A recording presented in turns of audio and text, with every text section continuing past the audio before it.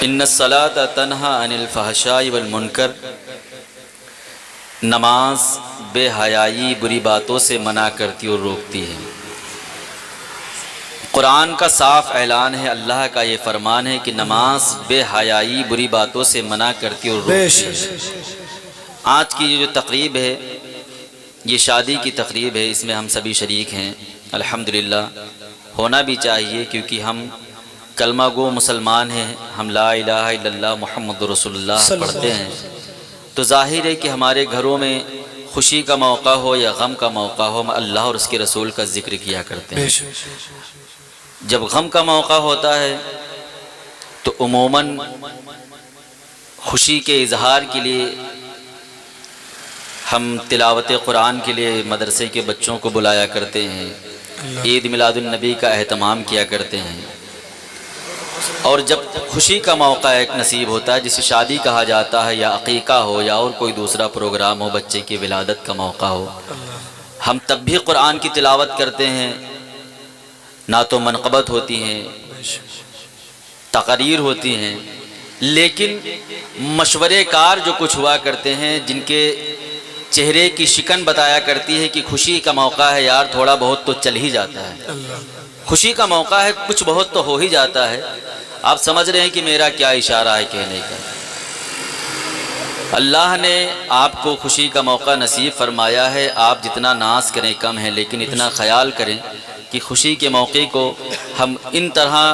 یا اس طرح سے نہ اس کو ہم اظہار کریں کہ ہم خود گناہ میں ملوث ہوں اور جتنے لوگ ہمارے گھر میں خوشی کے دن شریک ہوں ان سب کو گناہگار کر دیں، کیونکہ معلوم ہونا چاہیے کہ جس نے ناچ رنگ کا خود انتظام کیا، اپنی حلال کمائی کو حرام جگہ پر خرچ کیا، ایک گناہ کی محفل سجائی اور اس میں تمام رشتہ داروں کو دوست احبابوں کو شریک کیا، ان سب کا ذمہ اس گھر والے کے اوپر جائے گا جس نے اس ناچ گانے کا انتظام کیا، جس نے وہ پیسے خرچ کیے۔ خوشی کا موقع آپ اظہار مسرت کریں،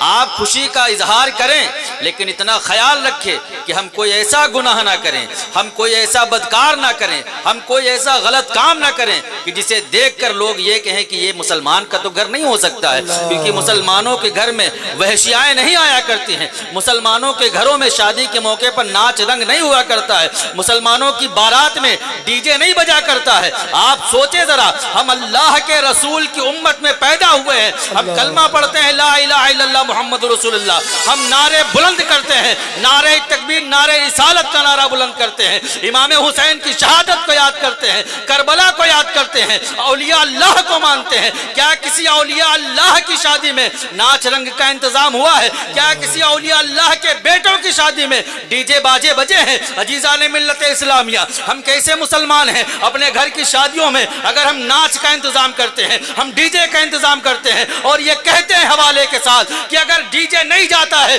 تو بارات سونی لگتی ہے، اگر ڈی جے نہیں جاتا ہے تو بارات کی رونقیں نہیں ہوتی ہیں۔ معاذ اللہ صد معاذ اللہ، آپ غور کریں جس رونق کے لیے آپ ڈی جے بجواتے ہیں وہ ڈی جے کل آپ کی قبر میں آپ کے لیے عذاب بنتا نظر آئے گا۔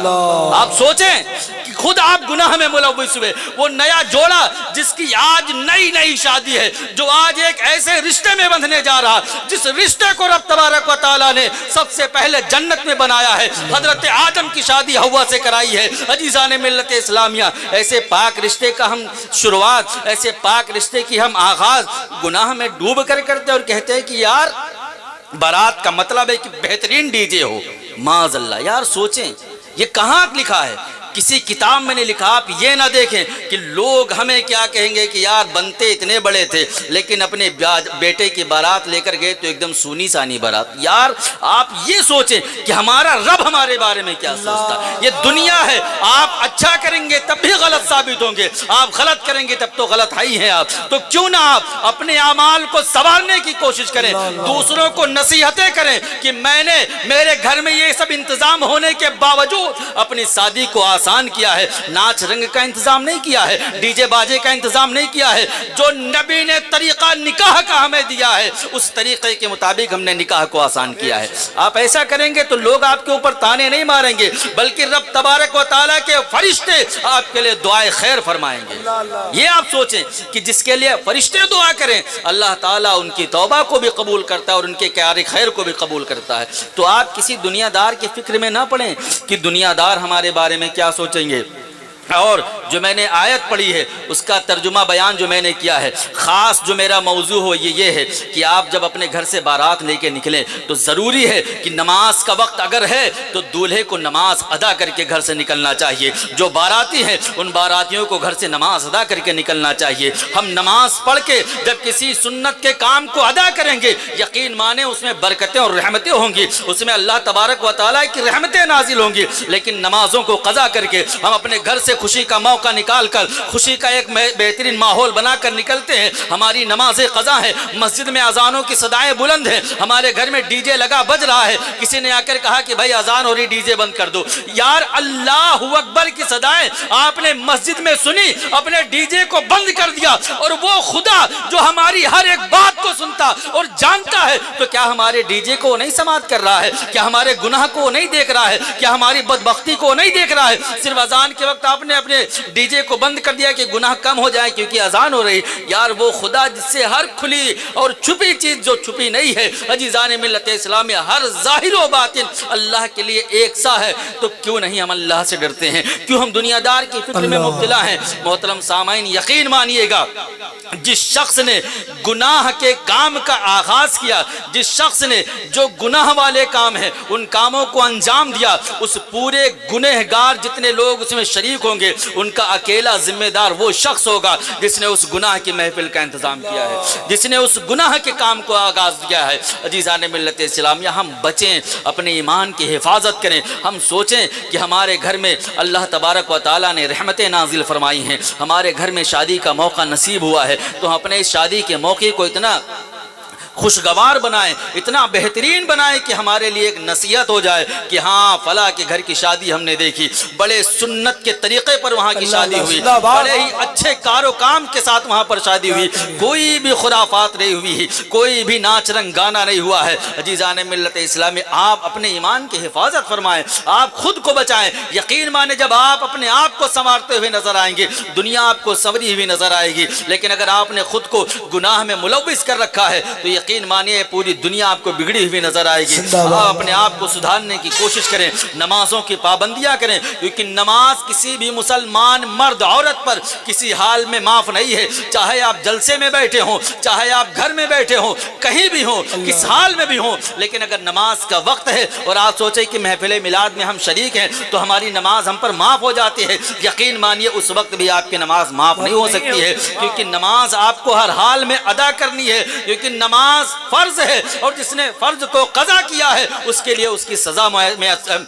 مقرر ہے۔ محترم سامعین ہم دیکھیں کہ ہم کتنے وقت کی نمازیں پڑھتے ہیں، 5 وقت کی نمازیں اللہ نے ہم پہ 24 گھنٹے میں فرض فرمائی ہے کہ ہم اپنے رب کے بارگاہ میں جائیں، حاضری دیں، اپنی پیشانی کو اپنی ناک کو رگڑ کر اللہ کی تعریف و توصیف بیان کریں، سبحان ربی الاعلیٰ کا ورد کریں۔ عزیزان ملت اسلامیہ اللہ رب العزت نے اشرف المخلوقات کی پیشانی کو کتنا بلند فرمایا ہے، آپ اس سے اندازہ لگائیے کہ رب تبارک و تعالیٰ نے چرواہوں کو پیدا کیا ہے، تمام جانوروں کو پیدا کیا ہے جو اپنی پیشانی کو جھکا کر اپنی ناک کو رگڑ کر کھانا کھاتے ہیں، لیکن اشرف المخلوقات انسان کو اللہ نے اپنی جو پیشانی پیدا کی ہے، انسان کو جو پیشانی عطا کی ہے وہ کسی کھانے کے سامنے نہیں، کسی دنیا دار کے سامنے جھکانے کے لیے نہیں پیدا کی ہے، اللہ نے اس پیشانی کو اپنے سامنے صرف جھکانے کا حکم فرمایا ہے۔ آپ سوچیں کہ آپ کی پیشانی کتنی بلند ہے، آپ کو پیشانی کو جھکا کے کھانا نہیں کھانا ہے، آپ کو اپنے ہاتھوں سے کھانا کھانا ہے، پیشانی کو بلند رکھنا ہے، اور اگر اس پیشانی کو کہیں پہ جھکانا ہے،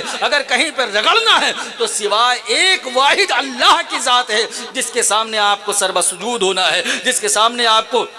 سجدہ ریز ہونا ہے اور اپنے رب کو یاد کرنا ہے۔ آپ یاد رکھیں کہ اللہ تبارک و تعالیٰ سبھی کی سنتا ہے۔ رب تبارک و تعالیٰ 24 گھنٹے میں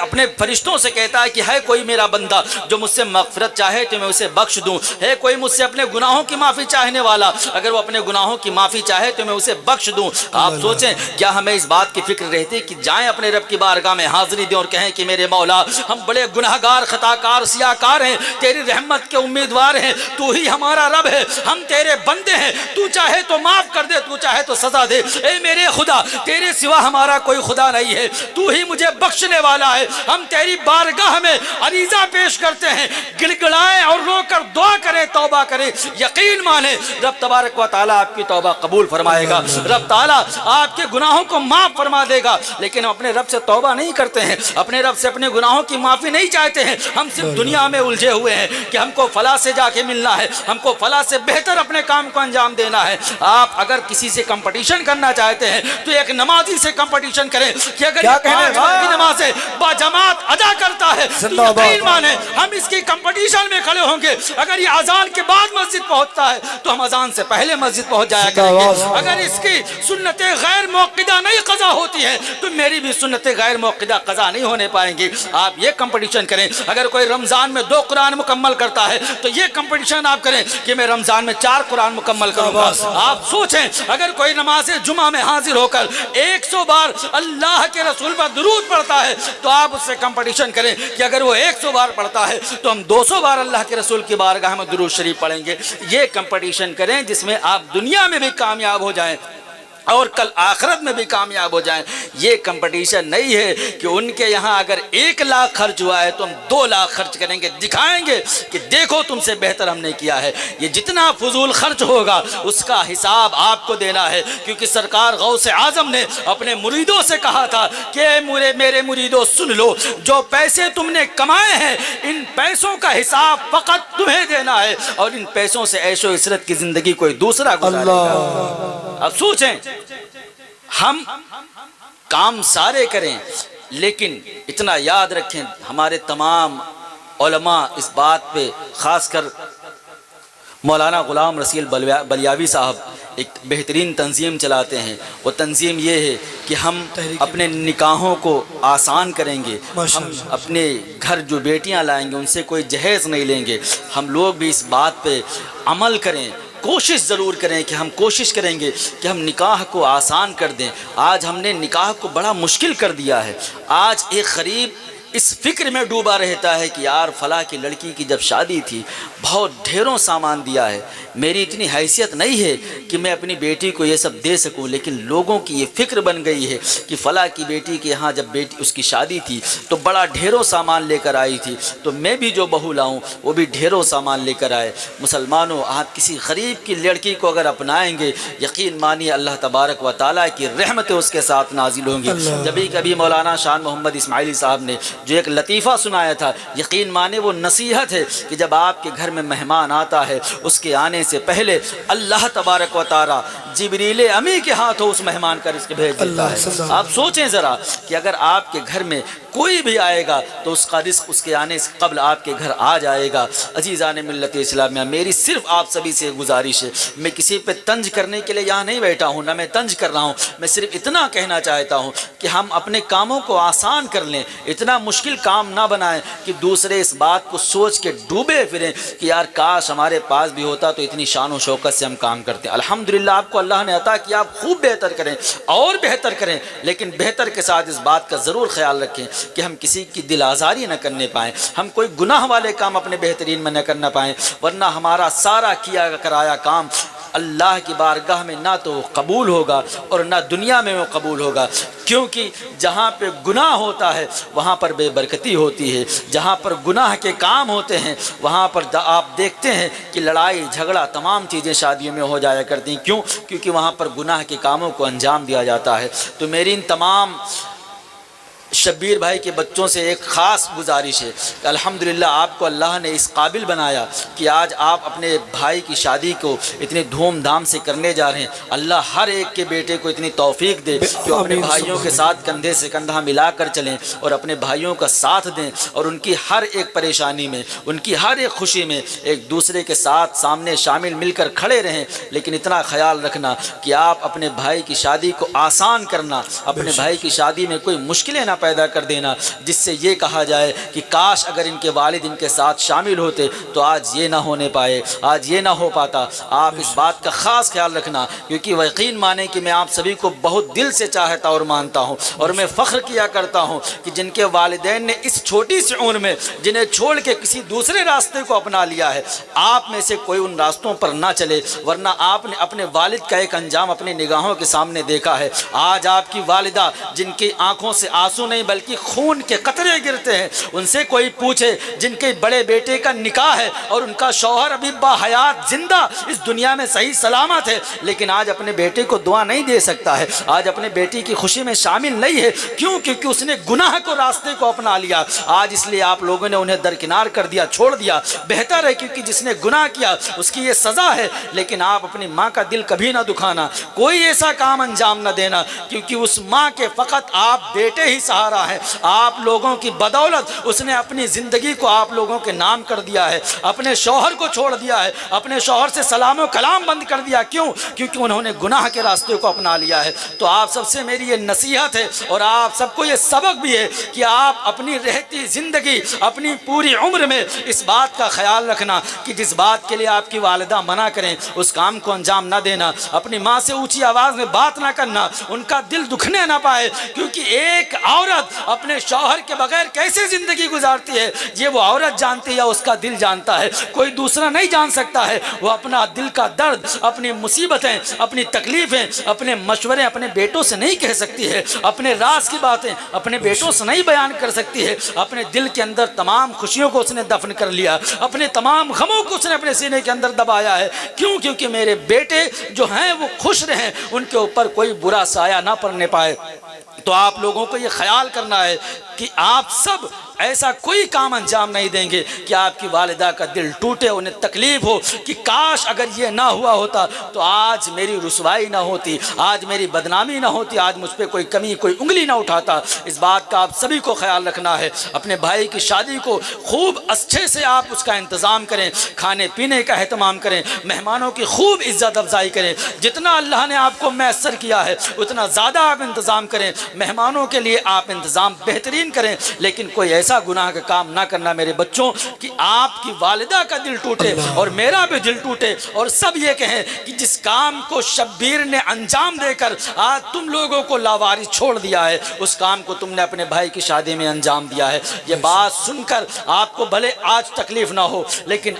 آنے والے کچھ سالوں کے بعد آپ کو تکلیف ضرور ہوگی کہ کاش میں یہ نہ کرتا، کاش میں اس میں نہ پڑتا۔ مجھے بس دو باتیں کہنی ہیں۔ کبھی کبھی میں جب بیٹھتا ہوں اور سوچتا ہوں اس گھر کی طرف دیکھ کر تو ایک بات یاد آتی ہے۔ شبیر جب میں شروع میں یہاں آیا تھا تو میں نے ان سے کہا تھا کہ شبیر بھائی یہ کام غلط ہے، ان کاموں کو چھوڑ دو، ان کاموں سے گھر میں بے حیائی، بے پردگی، گناہ پیدا ہوتا ہے۔ تو شبیر نے مجھ سے مسکرا کے کہا تھا، الحمدللہ اس وقت ان کے دل کی کیفیت بدلی ہوئی تھی۔ آپ سب نے دیکھا ہے، گواہ اس بات کے کہ وہ نماز 5 وقتہ باجماعت ادا کرنے لگے تھے۔ رب تعالیٰ نے